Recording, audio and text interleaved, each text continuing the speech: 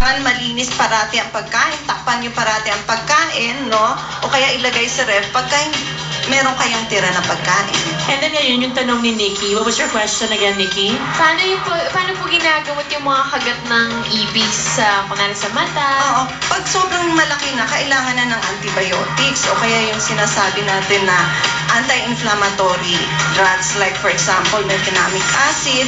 Kunyari walang pandoktor, yung sa bahay lang, home remedy, ano po ba ang pwedeng ilagay doon sa mga kagat ng ipis? Cold compress na lang. Kumuha ka ng malamig na bimpo at ilapat doon. Di ba sinabi nyo kanina, di ba, Doc, na one of the effects ay yung pagkakaroon ng typhoid fever or typhus.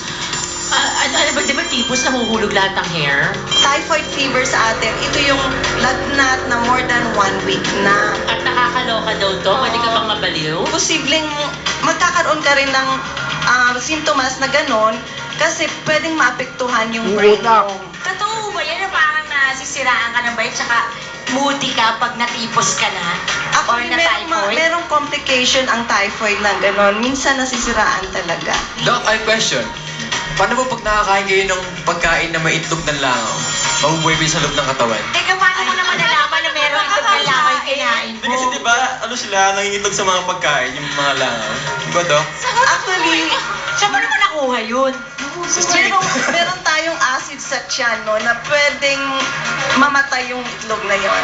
Okay, so huwag kang mag-alala. Hindi Or safe ka mabubuhay na. yung mga itlog.